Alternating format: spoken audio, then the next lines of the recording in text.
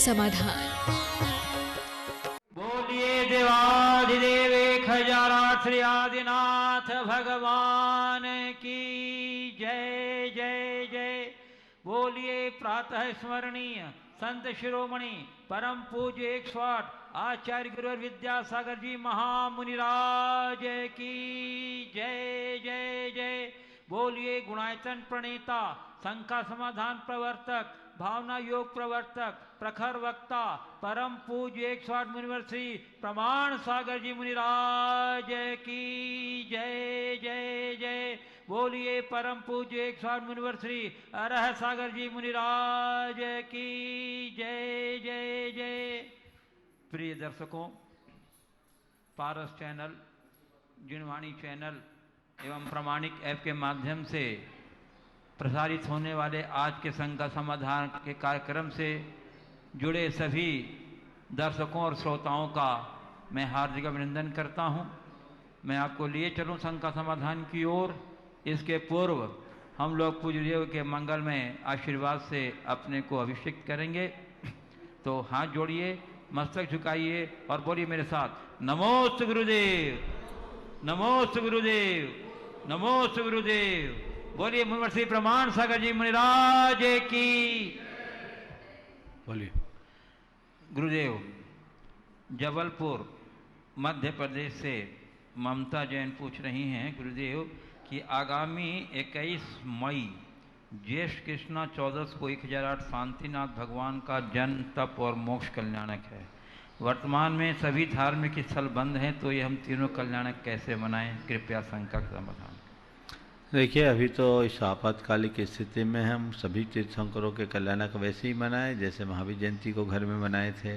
सभी धार्मिक आयोजनों को घर में मनाना सब कर रहे हैं, मना रहे हैं। आप उसी तरीके से मनाएं। घर में शांति भक्ति कीजिए, घर में शांति विधान कीजिए, और अन्य माध्यमों से भी अगर इस तरह के आयोजन होंगे तो आपको समय पर सूचित कर दिया जाएगा। पूज्य गुरुदेव, इंदौर मध्य प्रदेश करिश्मा जैन पूछ रही हैं, मैंने वासुपूज्य भगवान का 12 का व्रत लिया है गुरुदेव। इस साल मेरा 11वां व्रत रहेगा, लेकिन गुरुदेव मैं गर्भवती हूँ। व्रत के समय मेरा 4-5 महीना रहेगा, तो गुरुदेव मुझे कैसे व्रत करना चाहिए कि मेरा 11 सालों का व्रत खंडन न हो? कृपया मार्गदर्शन दें। देखिए, बहुत सारे माताएं हैं जिन्होंने अपने व्रत किए हैं और गर्भवती अवस्था में भी व्रत किए हैं और उन्हें किसी तरह की कठिनाई नहीं हुई। इसके लिए आपको अपने घर की बुजुर्ग महिलाओं से बात करना चाहिए, चिकित्सकों से परामर्श लेना चाहिए। पूज्य गुरुदेव, नांदेड़ महाराष्ट्र से श्री राजेंद्र कुमार छावड़ा पूछ रहे हैं, गुरुदेव मैंने पाप किए, ये पहला कथन है। दूसरा कथन है कि मुझसे पाप हुआ। आगम और अध्यात्म के अनुसार दोनों में कौन सा कथन सही मानना चाहिए? पाप किए और हुआ, दोनों अपनी अपनी जगह सही है। कई तरह के पाप ऐसे होते हैं जो हम बुद्धिपूर्वक करते हैं। जिसे बुद्धिपूर्वक करते हैं उसे बुद्धिपूर्वक स्वीकार भी करना चाहिए कि मैंने किया। और कुछ पाप ऐसे होते हैं जो अनजाने में हो जाते हैं, उस पाप को हम कहेंगे पाप हुआ। ये दोनों बातें व्यवहार की भाषा में। अगर निश्चय की भाषा में करें तो न मैंने पाप किया न मुझसे पाप हुआ, क्योंकि मैं तो कर्तृत्व से ही ऊपर हूँ। मैं तो शुद्ध ज्ञायक मात्र हूँ, जानने और देखने वाला हूँ। अध्यात्म की जब ऊंचाई पर बात की जाती है तो ये पाप पुण्य आदि की सारी क्रियाएं एक विकल्पात्मक परिणति है, जो जीव का विभाव है, स्वभाव नहीं। मैं करता नहीं हूँ, मैं भोगता नहीं हूँ। मैं पुण्य पाप आदि का आकर्ता हूँ, न भोगता हूँ। ये अनुभूति विशिष्ट योगियों को ही होती है। पूज्य गुरुदेव, पुणे महाराष्ट्र से डॉक्टर ममता जैन पूछ रही हैं, गुरुदेव मेरा प्रश्न है कि भगवान के बताए हुए रास्ते पर हम चलते हैं, उसका ज्यों का त्यों पालन करते हैं। भगवान स्वयं दीक्षित हुए थे, लेकिन आज दीक्षा समाज के बीच में क्यों होती है? अकेले दीक्षा क्यों नहीं ले सकते? इस संबंध में हम भगवान के पथ से अलग कैसे हैं? देखिए, भगवान के मार्ग पर हम चलते हैं, बिल्कुल सही है, और भगवान ने जैसा बताया वैसा ही हम करते हैं। जहाँ तक भगवान ने स्वयं दीक्षा ली, अकेले दीक्षा ली, आज हम समाज के बीच दीक्षा क्यों लेते हैं? तो थोड़ा सा भगवान के दीक्षा कर लेने की विधि को देखिए। भगवान ने तो सार्वजनिक रूप से दीक्षा ली। अब भगवान का दीक्षा महामहोत्सव जिस स्तर का होता वैसा तो किसी का हो नहीं सकता। तीन लोक के सभी प्राणी उनके दीक्षा महामहोत्सव में सम्मिलित होते हैं। वो विशेष रूप से दीक्षा वन में जाते, चंद्रकांत मणि की शिला पर विराजमान होकर के वो दीक्षा धारण करते हैं, पंचमुष्टि के श्लोक करते हैं, सारी जनता जनार्दन के बीच संसार की नश्वरता का संदेश देने वाला ये दैगंबरी स्वरूप को वो धारण करते हैं। तो ऐसा नहीं है कि भगवान की दीक्षा एक अकेले में होती है। हाँ, दीक्षा के बाद वो अकेले रहते हैं और दीक्षा अकेले रहते हैं। अब रहा सवाल आज के लोगों की बात, तो आज हम सबको भगवान ने ही कहा है कि तुम बिना गुरु के उद्धार नहीं होगा, इसलिए गुरु की शरण में जाकर अपनी पात्रता को पहले प्रकट करो, पात्रता को प्रकटाने के बाद ही दीक्षा ग्रहण करो। ऐसे अगर ये व्यवस्था न हो तो घोर अव्यवस्था होगी। चाहे जो कपड़े उतार करके साधु बन जाएगा, तो कपड़े उतारने मात्र का नाम साधुपना नहीं है। साधुपना तभी सार्थक होता है जब कोई साधुत्व की कसौटी पर खरा उतरता है। तो हम साधुत्व को की कसौटी पर खरा उतरने की कोशिश करेंगे तो परिणाम आए। पूज्य गुरुदेव, बेंगलुरु कर्नाटक से निकिता जैन पूछ रही हैं, गुरुदेव अक्सर हम सेल्फ गिल्ट में उलझे रहते हैं और पिछले गलतियों के लिए खुद को और औरों को क्षमा नहीं कर पाते हैं। कृपया कुछ सूत्र बताएं कि खुद को और औरों को क्षमा कैसे करें और खुद को प्यार कैसे करें। कुछ चीज़ें हैं जिनके लिए मैं अपने आप को 9 सालों तक क्षमा नहीं कर पा रही हूँ। इससे मेरा सेल्फ कॉन्फिडेंस बहुत अफेक्ट हुआ है। और जो लोग इस प्रकार की गिल्टी महसूस कर रहे हैं, उन्हें चाहिए किसी योग्य गुरु या मार्गदर्शक के पास जाकर अपना कन्फेशन करे, हृदय खोले, बशर्ते सामने वाला भरोसेमंद हो। जिस किसी के समक्ष नहीं, वो आपको सही मार्गदर्शन देगा, अंदर की गांठ खुलेगी, मन हल्का होगा।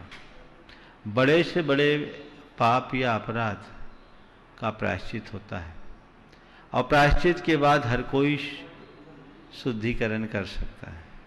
तो प्रायश्चित के साथ शुद्धि हो, ये प्रयास होना चाहिए और उसके लिए आप निरंतर प्रयत्न कीजिए। तब तक ये भावना भाइये और मेरे ये दोष मिथ्या हो। लेकिन इस तरह की चीज़ें ये थोड़ी सी ज़्यादा गहरी हो गई है, इसकी सर्जरी अपेक्षित है और वह सर्जरी गुरु चरणों में ही होगी।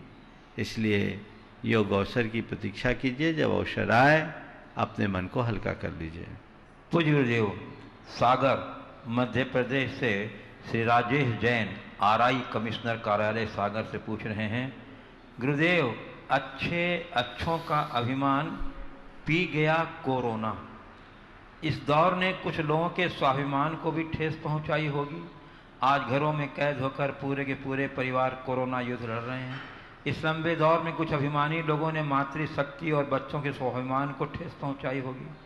आध्यात्म यह कहता है कि स्वाभिमान का अंतिम छोर शांति है और अभिमान का अंत शांति है। इस पर आप आम जनता को क्या संदेश देना चाहेंगे? स्वाभिमान का अंतिम छोर शांति है और अभिमान का अंत अशांति है। बहुत गहरी बात है, इसे समझना चाहिए।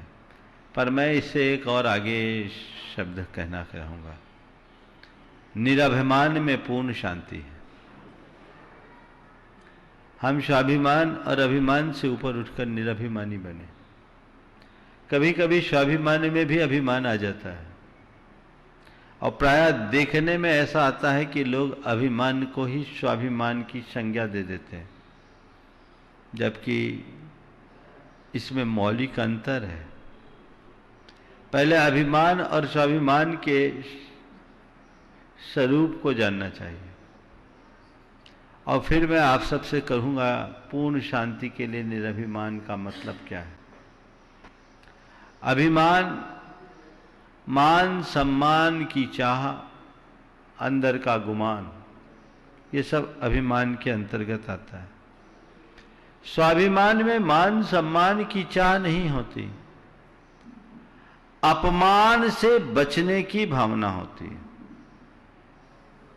मेरा अपमान न हो, इस सावधानी का नाम स्वाभिमान है। लोग मुझे मान दे, ये स्वाभिमान नहीं है। मान पाने की चाह जब तक जीवित है तब तक किसी न किसी रूप में अभिमान ही है, ऐसा समझना चाहिए। स्वाभिमान ये नहीं कहता कि सब मैं बड़ा हूं तो लोग मुझे आदर दें। स्वाभिमान ये कहता है कि मैं बड़ा हूं तो अपने बड़प्पन को मेंटेन करके चलूं ताकि छोटों के सामने मैं अनादरित ना हूं। ये स्वाभिमान की परिभाषा है। और ऐसा स्वाभिमान लोगों के अंदर होगा तो कभी स्वाभिमान को चोट नहीं पहुंचता। लोग कहते मेरे स्वाभिमान को ठेस पहुंची। ठेस स्वाभिमान को कभी नहीं पहुंचती, अभिमान को पहुंचती है और अभिमानी को पहुंचती है। इससे ऊपर की परिणति है निरभिमान। निरभिमान की पहचान क्या? कोई तुम्हें अपमानजनक शब्द बोल दे और तुम्हें बुरा न लगे तो समझ लेना मैं निरभिमानी हूं। कोई अपशब्द कह दे और तुम्हें आघात न पहुंचे तो तुम समझ लेना कि मैं विनम्र हूं, निरभिमानी हूं।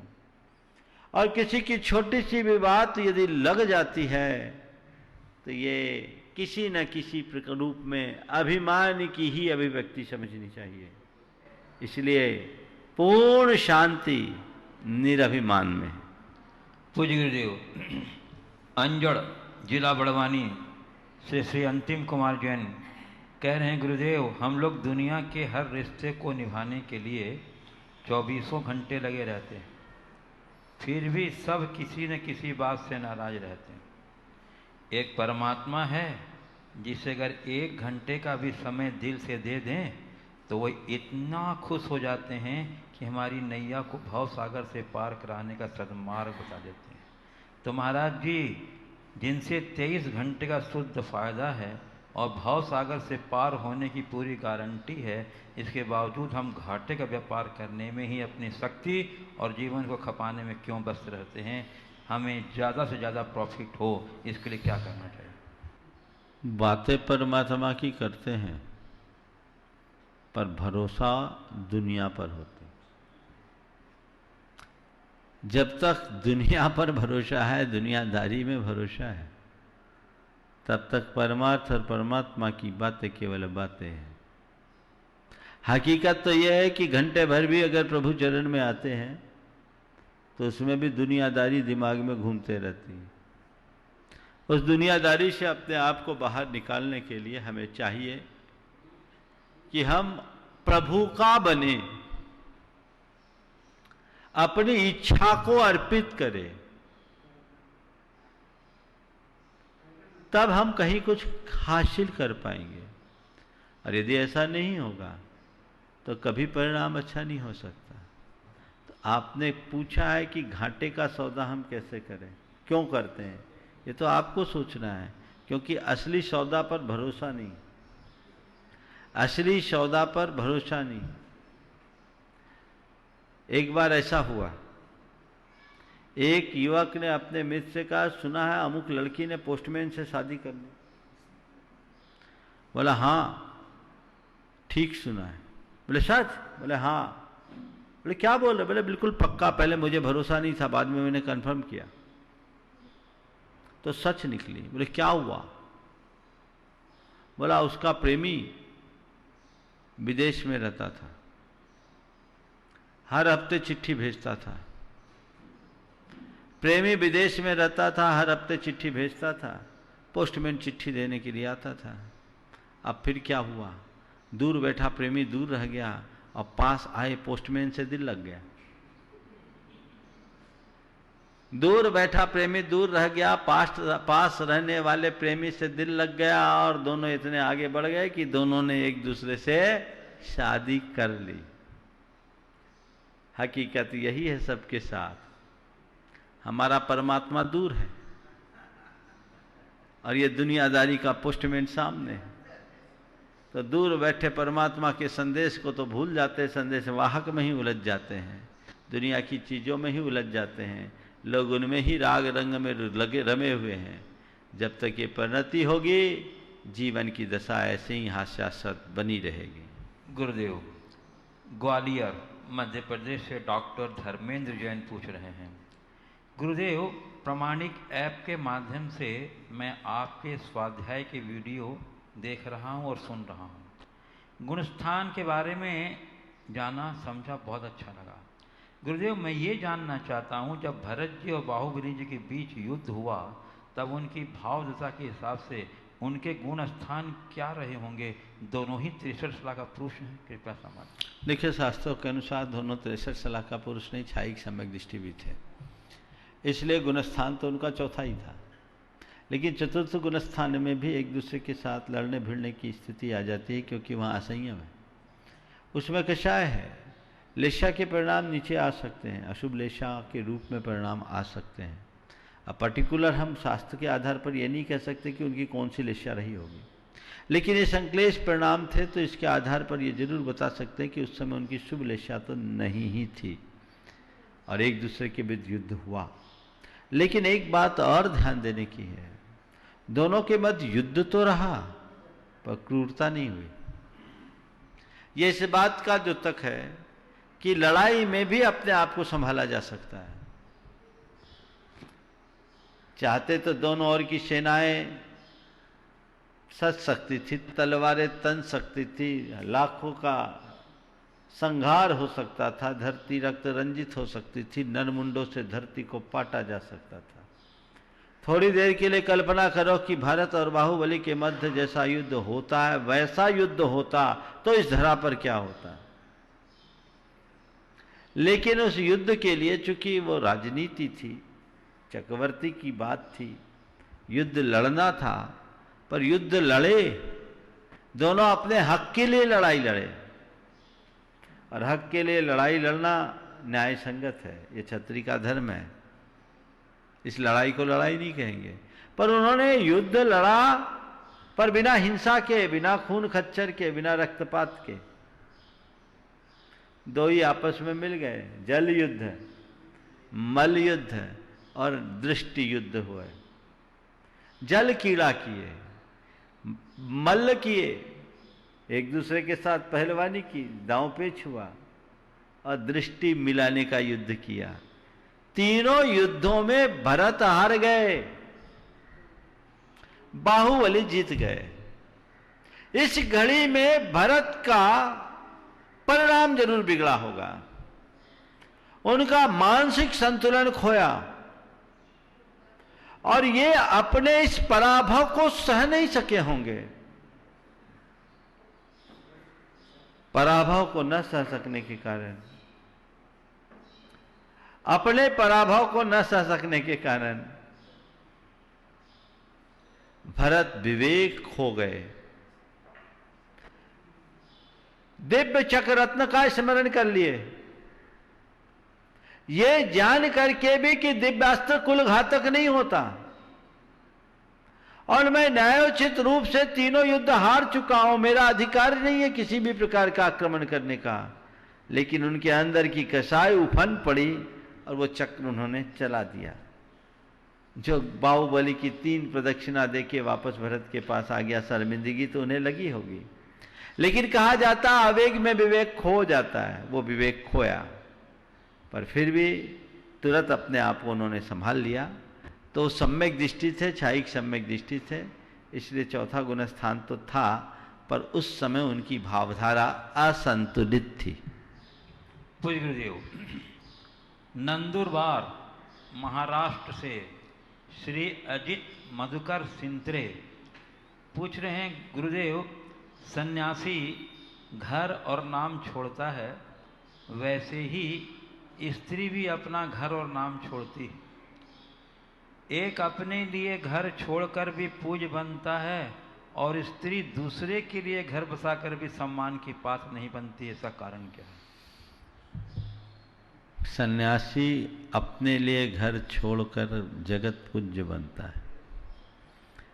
और स्त्री घर छोड़कर दूसरों का घर बसाती है तो भी सम्मान का पात्र क्यों नहीं बनती।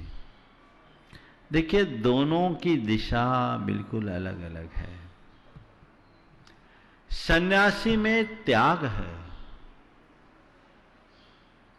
और विवाह में राग है। स्त्री ने घर बसाया है, घर छोड़ा नहीं।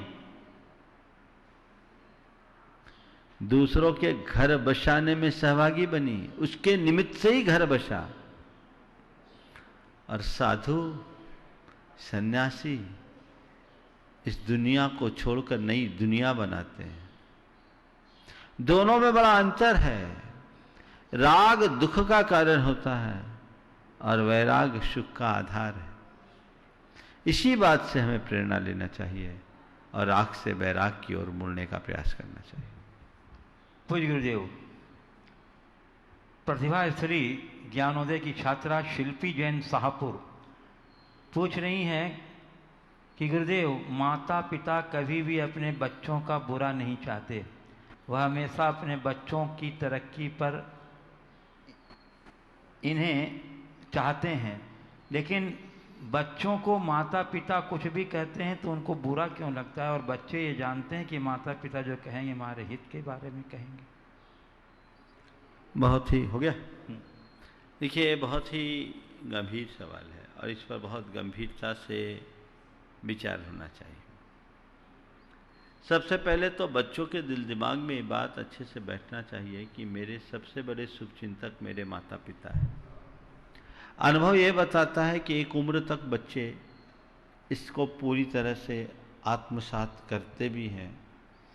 10-12 साल तक की उम्र तक बच्चों के लिए उनके माता पिता सब कुछ होते हैं।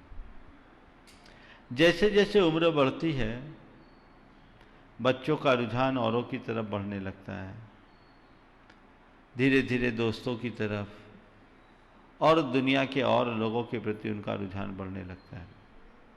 16-17 साल की उम्र से उनके अंदर जो नई नई इच्छाएं और उमंग उत्पन्न होने लगती है, नवोन्मेष जागृत होते हैं। उस समय माँ बाप अगर उन्हें कोई चीज़ों के लिए मना करते हैं तो वो उनको नागवार गुजरता है और उनके निषेध और नियंत्रण के परिणाम स्वरूप धीरे धीरे धीरे धीरे माता पिता भी उन्हें शत्रु जैसे दिखने लगते हैं। और उसका दुष्परिणाम ये होता है कि वे सारी दुनिया से तो बात बता दें, माँ बाप से ही बात छिपाते हैं और उस छिपाव के परिणाम स्वरूप कभी कभी स्थिति ऐसी भयानक होती है कि वे ऐसे चक्रव्यूह में फंसते हैं जिससे बाहर निकल पाना उनके लिए संभव नहीं होता। तो पहली बात तो मैं ये कहूँगा कि बच्चों के साथ माँ बाप को शुरू से इस तरह का व्यवहार रखना चाहिए कि बच्चे उनसे अलग न हों और उम्र बढ़ने पर जब बच्चों का दोस्तों की तरफ झुकाव बढ़े तो उन्हें माँ बाप के रूप में भी एक अच्छा दोस्त मिलना चाहिए। आपका उनसे दोस्ताना संबंध होना चाहिए ताकि आपसे उनकी निकटता बनी रहे। और ये तभी संभव होगा जब माँ बाप बच्चों की भावनाओं का भी ख्याल रखेंगे। प्रायः आदेश और निर्देश की भाषा में भावनाओं को दबा दिया जाता है और जब निरंतर भावनाएं दबाई जाती है तो धीरे धीरे धीरे धीरे बच्चों का मन उनसे विलग होने लगता है। तो उनकी भावनाओं का ख्याल रखें और जरूरत से ज़्यादा टोका टाकी ना करें। 10 गलती होने पर एक बार बोले, एक गलती होने पर 10 बार टोकने की आदत से बचें।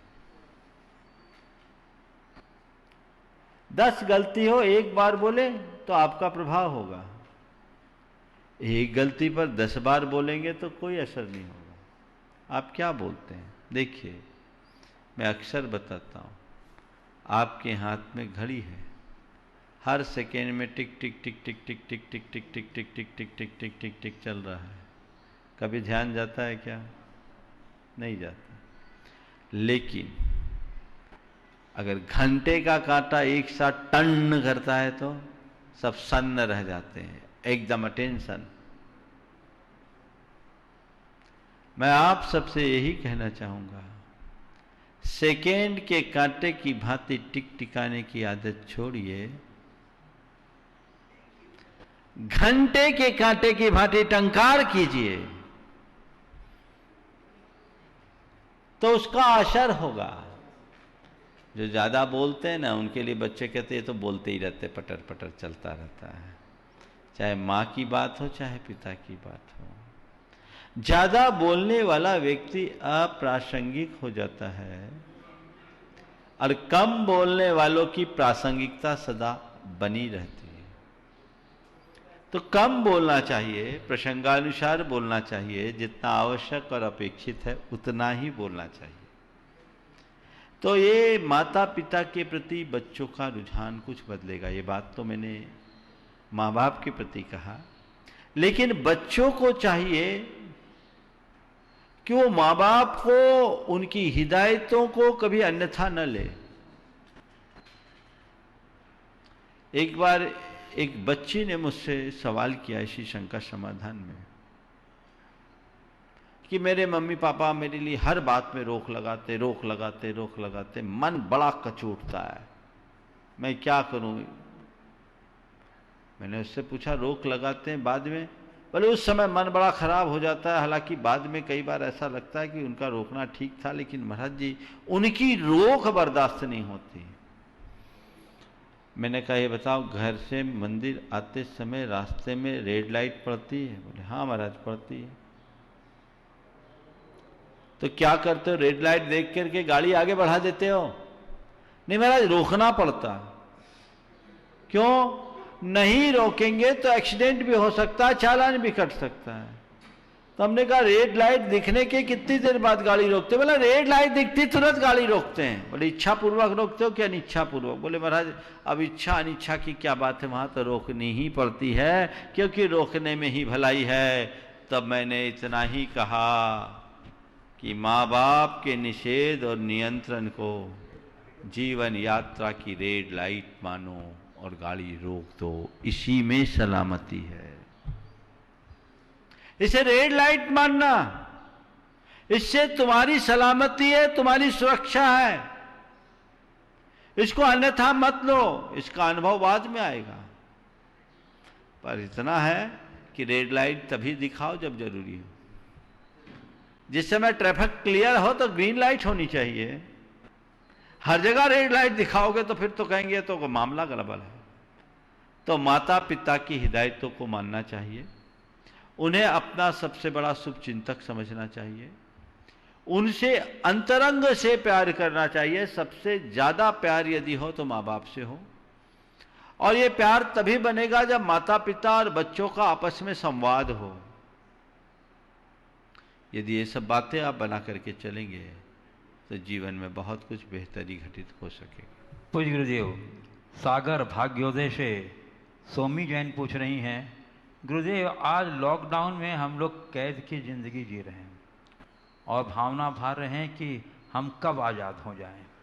तो गुरुवर, हम लोग जब मूक पशुओं और पक्षियों को घर में पिंजड़ों में कैद करके रखते हैं तो उनके प्रति यही भाव क्यों नहीं आता? देखिए, कैद नहीं संयम का जीवन है, और संयम के जीवन को संयम के साथ जीना चाहिए, और उसका अभ्यास जिनको जिनको बनता जा रहा है वो बड़े आनंद में। और जहाँ ये संयम टूटता है वहाँ मामला गड़बड़ हो जाता है। हमें संयम रखना चाहिए, सबको संयम रखना चाहिए, सभी लोगों को संयम रखना चाहिए। मैं अपने संदर्भ में आप लोगों से कहूँगा, विषम परिस्थितियों में मुझे निकलना पड़ा, जबकि मैंने हमेशा आप लोगों को घर में रहने की बात कही, पर स्थिति कुछ ऐसी बनी कि निकलने के बिना और कोई उपाय नहीं था। पर आपको पूरा संयम का पालन करना, मैं पहले दिन से बोल रहा हूँ, भावनाओं के अतिरेक में नहीं रहना है। आप अपने घर पर रहें, हमारे लिए आपको कोई चिंता करने की जरूरत नहीं है। हम सुरक्षित हैं और आपके न आने पर ही हम सुरक्षित हैं, इसलिए आपको आने की कोई ज़रूरत नहीं है। आपको अपने घर तक सीमित रहने की आवश्यकता है, और इसमें आप सबको सहयोग करना चाहिए। यही आपकी सच्ची गुरु भक्ति होगी। भावना के अतिरेक में बह जाना कतई उचित नहीं होगा। इसलिए जहाँ भी हमारा प्रवास हो, समाज है, मानता हूँ उनके दर्शन आदि की भावना होती है, लेकिन नहीं, अभी अपनी सारी भावनाओं को संयत रखने की जरूरत है और संयम का परिचय देना है। पशु पक्षियों को आज़ाद हमें करना चाहिए, किसी को भी बंधन में नहीं रखना चाहिए, महापाप है। यहाँ आप तो अपनी इच्छा से बंध है, वहाँ दूसरों की इच्छा से बंध किया गया है। तो ये महान पाप है, घोर पाप है। इस तरह के पापात्मक कृत्यों से बचना चाहिए। पूज्य गुरुदेव, शाहपुर से अनीता बजाज बुलबुल बजाज पूछ रही हैं, गुरुदेव अभिषेक क्रिया के बाद कुछ लोग भगवान जी के चरण स्पर्श करने के बाद दूसरी प्रतिमाओं के चरण स्पर्श करते हैं, तो गुरुदेव यह उनकी अभिषेक की विशुद्धि का परिणाम है या एक रूढ़ी का निर्वाह? क्या देव लोग भी नंदीश्वर आदि में अभिषेक करते हैं तो वे भी चरण छूते हैं प्रतिमाओं के? देखिए, चरण छूने का तो कहीं विधान ही नहीं दिखता। ये तो एक प्रकार की परंपरा लोगों ने बना दी है। मुनियों के भी चरण छूने का कहीं विधान नहीं है। ऐसा लिखा है कि आचार्य की वंदना अगर मुनि करे तो एक हाथ दूर से करे। ये 2 गज की दूरी जो है ना, वो बहुत पुरानी है। संसर्ग से बच के रहना चाहिए। तुम लोग चरण छूने के लिए आतुर हो जाते हो। चरण छूने का काम ही नहीं है, प्रतिमाओं के भी चरण नहीं छूने चाहिए। तो अभिषेक के बाद एक के बाद दूसरी और तीसरी को छूने का तो कोई औचित्य समझ में नहीं आता। चरण छूकर क्या पाओगे? आचरण छुओ तर जाओगे। पूज्य गुरुदेव शौर्य बजाज सागर से पूछ रहे हैं, गुरुदेव छोटे भाई बहन जिद्दी क्यों होते हैं? कभी कभी जिद के कारण हम भाई बहन आपस में लड़ भी बैठते हैं, भले ही थोड़ी देर के लड़ लें। तो गुरुदेव यह स्वभाव आगे के भविष्य के लिए लाभदायक होगा या नुकसानदायक? देखिए, छोटे भाई बहन ही जिद्दी हो ऐसा कहना ठीक नहीं है। छोटा हो या बड़ा, जिद्दी कोई भी हो सकता है। हो सकता है किसी के यहाँ बड़ा कम हो, छोटा जिद्दी ज़्यादा हो। जिद बनने के पीछे के कुछ कारणों को देखो। जिसे ज़्यादा लाड मिलता है वो जिद्दी बन जाता है। एक कारण तो यह है, लाड मिलने से जिद। कुछ हुआ, थोड़ा सा लाड मिला, जिद किया, रोना शुरू कर दिया, ले पूर्ति कर ले, ले पूर्ति कर ले, ले पूर्ति कर ले। तो अधिक लाड भी जिद का कारण होता है और हमें ऐसे जिदपने से बचना चाहिए। कुछ लोग ऐसे होते हैं कि बड़े होने के बाद भी जिद्दीपन को रख लेते हैं। वो ऐसे व्यक्ति के अभिमान का परिणाम है। जो अहंकारी और अक्खड़ मिजाजी लोग होते हैं वो बड़े जिद्दी होते हैं। तो जो जिद्दी होता है उसका जीवन बड़ा रद्दी होता है। तो चाहे बच्चे हो या बड़े, हमें जिद्दी नहीं बनना चाहिए, जिंदा दिल बनने का प्रयास करना चाहिए। जिद कभी भी जीवन को आगे नहीं बढ़ा पाएगा। हमें चाहिए अपनी बात रखें पर अपनी बात पर अड़े नहीं, उसकी जिद ना करें। ठीक है, अगर सामने वाला समझाता है तो उसे मानने की कोशिश करें। और वे लोग बहुत आसानी से जिद छोड़ देते हैं जिन्हें बड़ों पर विश्वास और भरोसा होता है या अपने अलावा औरों की अच्छाइयाँ दिखने लगती हैं। पूज्य गुरुदेव शाहपुर से शोभा जैन पूछ रही हैं, महाराज जी मेरे घर में पिताजी नहीं है, मेरा छोटा भाई है जिसके ऊपर दुकान की और घर की जिम्मेदारी है और वह उसको अच्छे से निभा नहीं रहा है। उसको समझाओ तो घर पर कलह होती है और नहीं समझाओ तो हमारा जीवन प्रभावित होता है। गुरुदेव ऐसे में हमें क्या करना चाहिए? देखिए, समझाने की कोशिश करनी चाहिए पर उसी को समझाना चाहिए जो समझने को राजी है। अगर बार बार समझाने के बाद भी सामने वाला समझने को राजी नहीं हो तो खुद को समझा लेना चाहिए और ऐसे मामले से सजग रहते हुए एक सुरक्षित दूरी बनानी चाहिए और प्रयास करना चाहिए कि इसके दुष्परिणाम से हम कैसे अप्रभावित रहें।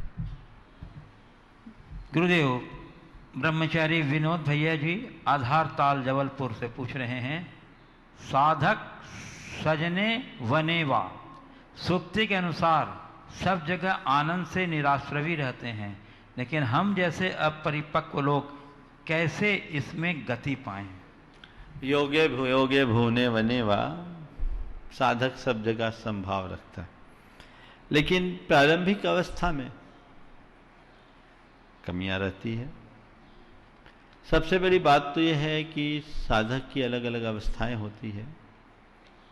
एक अवस्था परिपक्व अवस्था होती है जहाँ कहीं किसी की अपेक्षाएं नहीं। अपरिपक्व अवस्था में अपेक्षाएं होती है और कुछ अपेक्षाएं ऐसी होती है जो परजनाश्रित ही होती है। उस पराश्रित अपेक्षाओं को पूर्ण करने के लिए हमें उनका संपर्क और संसर्ग भी रखना पड़ता है। लेकिन यदि वो सच्चा साधक है, संपर्क नहीं है, निर्जन में है,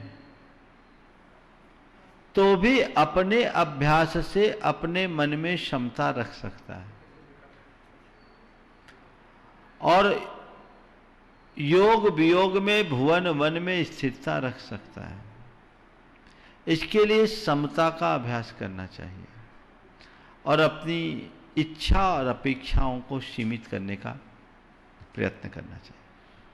पूज्य गुरुदेव, शाहपुर से ही दीपक शिरोमणि जैन पूछ रहे हैं, गुरुदेव अभी का समय निज में जाने का उत्तम समय है, फिर भी बाहर क्यों जाना चाहते हैं? निज में रहने का कभी अभ्यास ही नहीं हुआ, हमेशा बाहर घूमने का ही अभ्यास रहा है, तो निज को लोग पहचान नहीं पाते हैं। जिसे निज से अनुराग है वे कभी ऐसा नहीं सोचते। पूज्य गुरुदेव, शाहपुर पाठशाला के बच्चों ने एक प्रश्न पूछा है कि गुरुदेव कहते हैं समय बड़ा बलवान है, समय के रंग हजार, समय कभी उजाड़ दे और समय ही लाए बहार। तो गुरुदेव आज आपके पावन चरण यहाँ पड़े, इसमें समय कहाँ थे या हम लोग के पुण्य का उदय, और आपका विहार होगा तो इसमें क्या स्थिति बनेगी? कृपया भाव स्पष्ट करें। इसका जवाब भी इनके सवाल में ही, इसलिए ज़्यादा बोलने की आवश्यकता और अपेक्षा नहीं। पूज्य गुरुदेव, स्वाति सिंघई भड़राना पूछ रही, पाप पुण्य का संबंध कितना भावना से है, कितना कर्मोदय से और कितना पुरुषार्थ से? देखिए, पाप पुण्य है तो हमारी एक भावनात्मक परिणति। मन की पवित्रता पुण्य है और मन की कलुषता पाप। जब तक मन में पवित्रता ना आए पुण्य का संचय नहीं होगा, और जब तक मन में कलुषता ना हो पाप का संचय नहीं होगा। तो यथार्थ पुण्य और पाप हमारे भाव है, ये दोनों तरह के भाव जिसका प्रभाव हम पर पड़ता है। अब जैसे भाव होते हैं वैसा बंध होता है। पुण्य भाव से पुण्य का बंध होता है और पाप भाव से पाप का। लेकिन पुण्य और पाप की क्रियाएं जो है वो भावनात्मक भी है और क्रियात्मक भी है। मैं कोई पुण्य की क्रिया करूं, कोई जरूरी नहीं कि उस समय मेरे पुण्य भाव हो, और कोई व्यक्ति के द्वारा पाप की क्रिया संपादित हो, कोई जरूरी नहीं कि उसके पापमय भाव हो ही। करने को भगवान की पूजा कर रहा है और मन में किसी के अहित का भाव आ रहा है, क्रिया पुण्य की है, भाव पाप में है। और किसी धर्मात्मा की रक्षा के लिए कोई किसी से संघर्ष कर रहा हो, क्रिया पाप की है, भाव पुण्य का है। तो पुण्य पाप की क्रियाएं हमारे मनोभावों से जुड़ी होती है, केवल बाहर की क्रिया के आधार पर हम उसे नहीं नाप सकते। पूज्य गुरुदेव, श्रीमती प्रभा बड़कुल शाहपुर से पूछ रही हैं कि नियत दान और अनियत दान का क्या स्वरूप है और क्या फल है? नियत दान और अनियत दान, ये कोई शास्त्रीय व्याख्या का शब्द नहीं है, फिर भी शब्द के आश्रित व्याख्या मैं करता हूँ। नियत दान यानी फिक्स दान, इतना दान मुझे करना ही है, एक नियम बना लिया अपनी आय के अनुपात से, प्रतिदिन के हिसाब से, मासिक हिसाब से, इतना दान मुझे देना ही है, ये नियत दान है। अनियत दान जब जैसा मन मिल जाए, कभी दे दें, कभी नहीं दें, कभी कम दें, कभी ज़्यादा दें, इसको अनियत दान की श्रेणी में लिया जा सकता है। तो आप पूछोगे नियत दान अच्छा या अनियत दान अच्छा? मैं कहूँगा दान अच्छा। अब किस प्रसंग में कौन सा दान दिया ये देखो, समझ गए? चलिए। पूज्य गुरुदेव, शाहपुर पाठशाला की बहनों ने प्रश्न पूछा है कि विकट परिस्थिति में संयम धारण कैसे करें जिससे हम प्रभावित न हों। विकट परिस्थिति में संयम धारण करने के लिए मैंने अनेक बार अपनी बात कही है। सोच को सकारात्मक रखिए, अपने दृष्टिकोण को बदलिए, आशावादी बनिए, नकारात्मकता से अपने आप को बचाइए, धीरज धारण करना का अभ्यास बनाइए, आपके अंदर संयम आ जाएगा। पूज्य गुरुदेव, कीर्ति सिंघई भड़राना कह रहे हैं, जब हम पूजा पाठ धर्म भी करते हैं, दान भी करते हैं, दूसरों की सहायता भी करते हैं, फिर भी हमारा पुण्य क्यों नहीं जागृत होता है? हम ऐसा क्या करें कि हमारा पुण्य जागृत हो?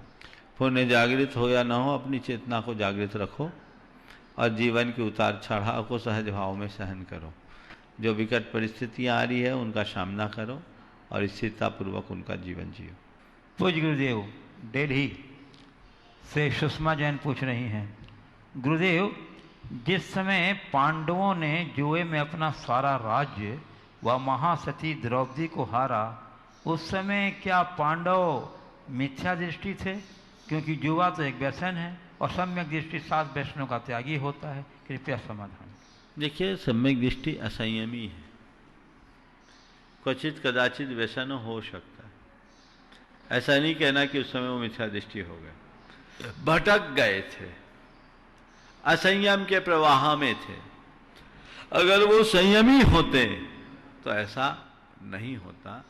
तो वो असंयत नाम ही है, वो कुलाचार का पालन करता है, लेकिन क्वचित कदाचित इस तरह के दुष्प्रवृत्तियों का शिकार भी हो जाता है।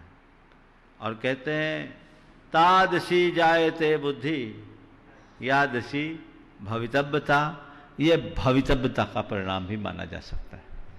पूज्य गुरुदेव, एटा उत्तर प्रदेश से श्री आदेश जैन एडवोकेट पूछ रहे हैं, गुरुदेव अतिचार और अनाचार में क्या अंतर है तथा स्वच्छंदाचार इसमें किस श्रेणी में आएगा?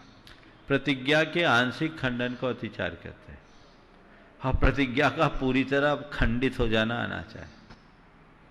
जिनेन्द्र वर्णी ने एक जगह बहुत अच्छी व्याख्या की, जो शास्त्रों में नहीं है लेकिन बड़ा व्यवहारिक लगता है। उन्होंने कहा दोष लगने पर जब तक प्रायश्चित का भाव है तब तक अतिचार, और प्रायश्चित का भाव खत्म हो जाए तो अनाचार, और दोष गुण का बोध ही न रहना स्वच्छंदाचार। पूज्य गुरुदेव, ब्रह्मचारिणी बहन डॉक्टर प्रभा जैन कंचन विहार जबलपुर से पूछ रही हैं, महाराज जी हम आपके मुखारविंद से यह जानना चाहते हैं कि माया शल्य और माया कसाय, मिथ्या शल्य और मिथ्यात्व मोहनी तथा निदान शल्य और निदान आर्थ ध्यान में क्या अंतर है? माया कसाय, माया शल्य, मिथ्या शल्य और मिथ्यात्व प्रकृति, निदान शल्य और निदान अर्थ ध्यान में देखिए क्या अंतर। शल्य किसको बोलते हैं? जो अंदर ही अंदर कांटे की तरह चुभे उसको बोलते हैं शल्य।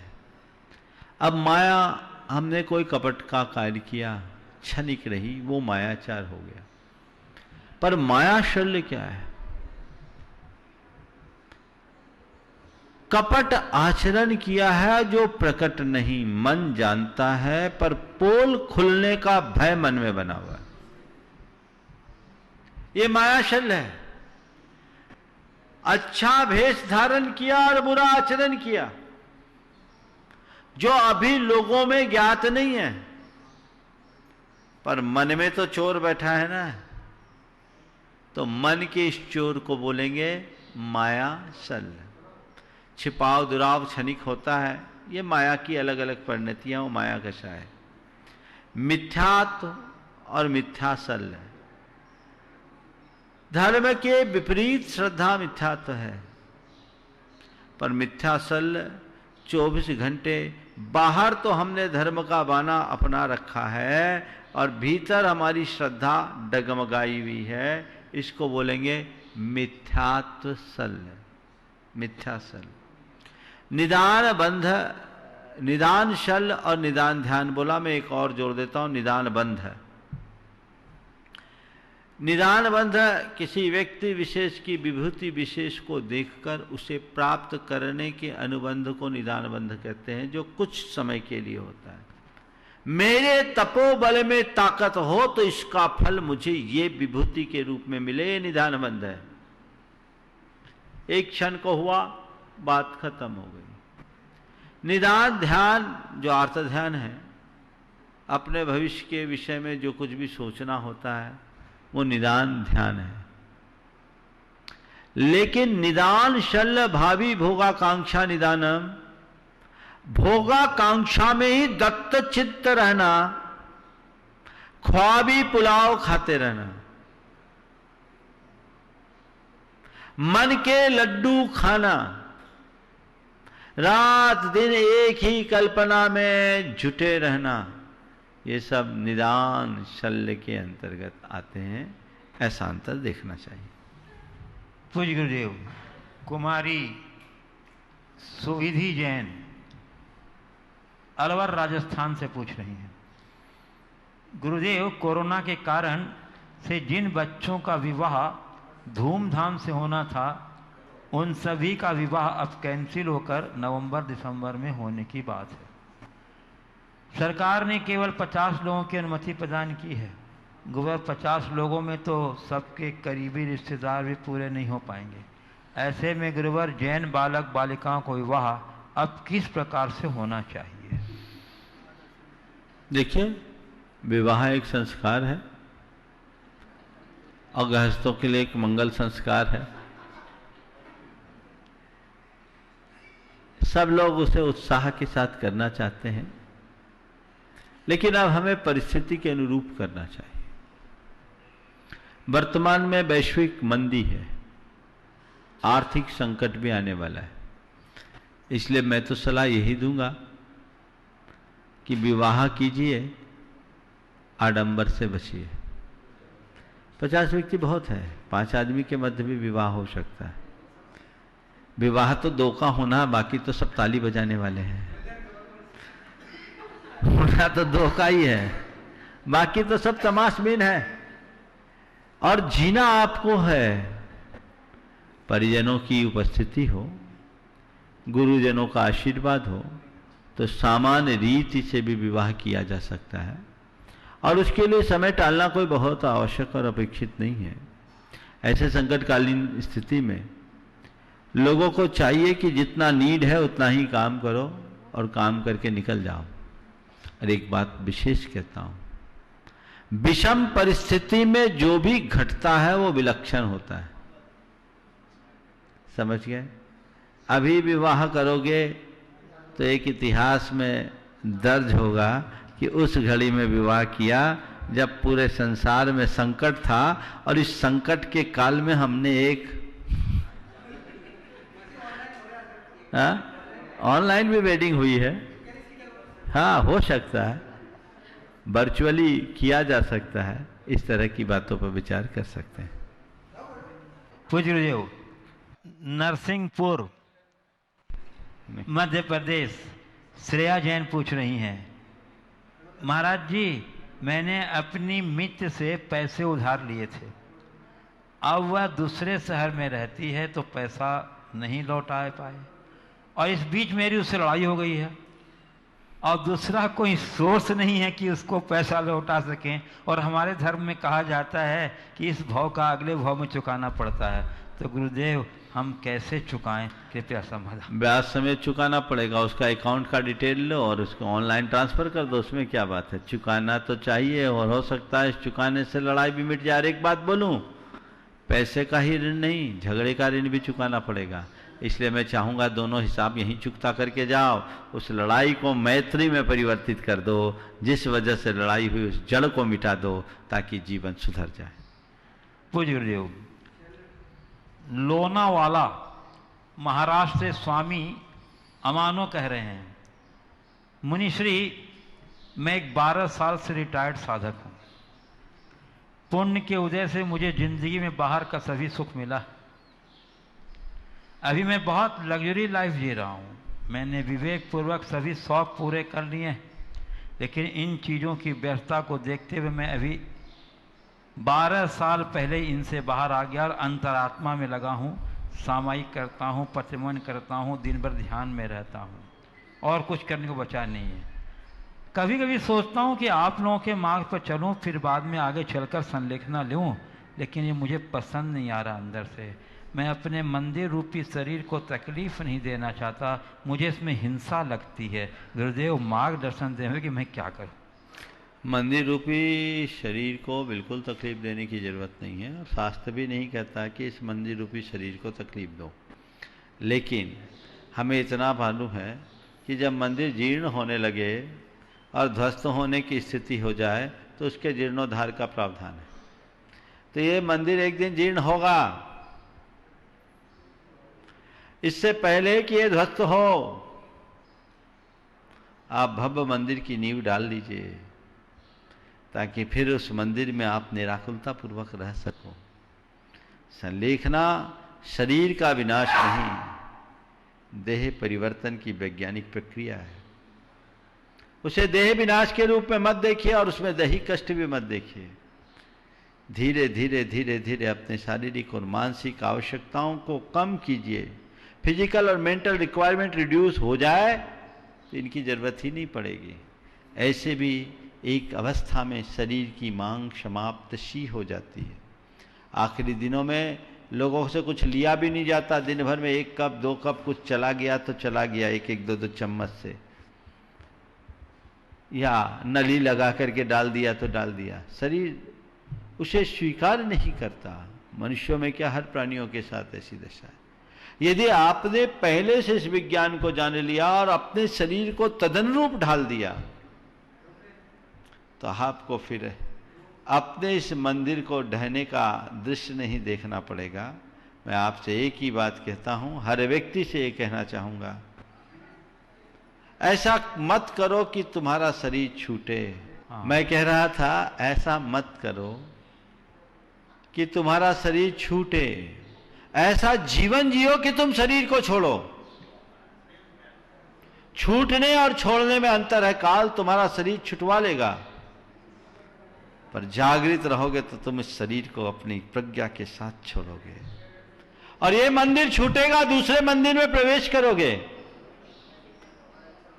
ये जीवन की उन्नति है, इसलिए ये इमारत एक दिन खंडन होगी। इससे पहले कि इमारत ढहे, नए इमारत की बुनियाद बना लेनी चाहिए।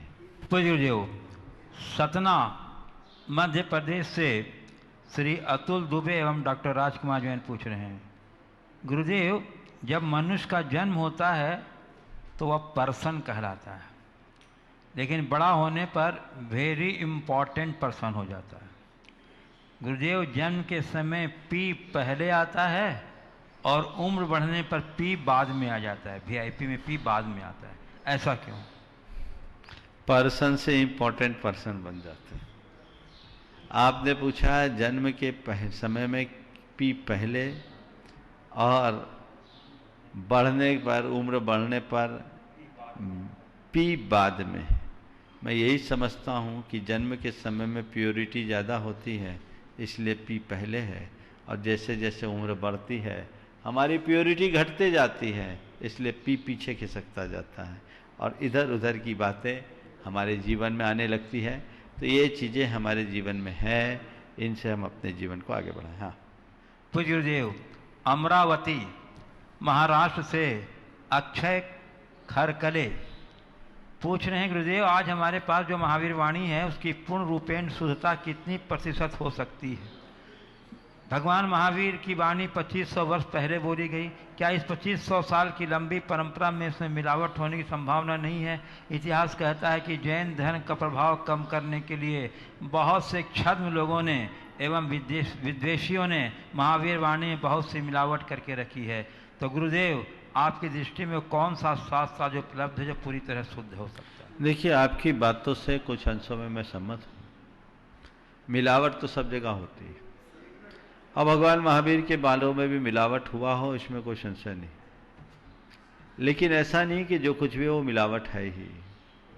हम इसे देखें कि जो कुछ भगवान महावीर के द्वारा प्रतिपादित मूल तत्व ज्ञान से संबद्ध है वो शुद्ध है, और जिसमें अनावश्यक कर्मकांड जुड़ गए हैं वो मिलावटी बातें हैं।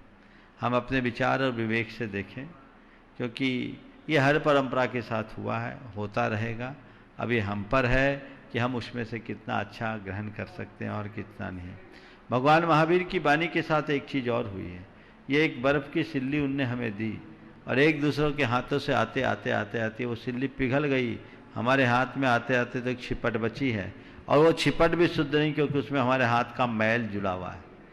इसलिए ये स्वाभाविक प्रक्रिया है, ऐसा चलता रहेगा। हम अपने आप को बचाने की कोशिश करें इस स्वभाव के साथ। मैं आगे फिर आप सबसे बोलूँगा कि आप सब संयम में रहेंगे, कहीं भी किसी प्रकार का अतिक्रमण नहीं करेंगे। हमारे आगवानी आदि के लिए आपको कहीं आने की ज़रूरत नहीं है, हमारे बिहार में आपको कहीं आने की ज़रूरत नहीं है। आप अपने घर में रहें, हमें हमारा काम करने दें। बोलिए परम पूज्य आचार्य गुरुवर श्री विद्यासागर जी महाराज। बोलिए परम पूज्य मुंशी प्रमाण सागर जी मुनिराज की, परम पूज्य मुंशी अरहत सागर जी मुनिराज की। नमोस्तु गुरुदेव, नमोस्तु।